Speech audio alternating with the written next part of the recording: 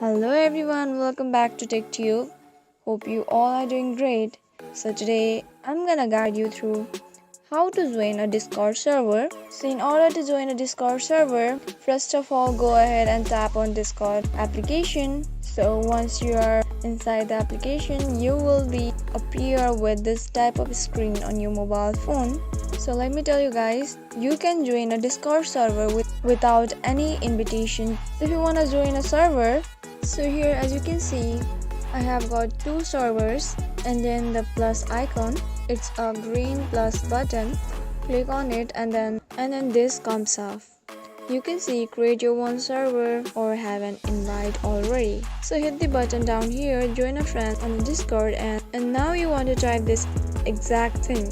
https://discord.gg/ and then the name you want to add. So for example, cheese. So I don't want have any invitation for this, but when I hit join, as you can see now it says you have been invited to join the phrase. Now accept invite, and when I hit accept invite, as you can see now I joined this which has cheese as your name. So yeah, this is how you can join a Discord server. I hope this video is helpful for you.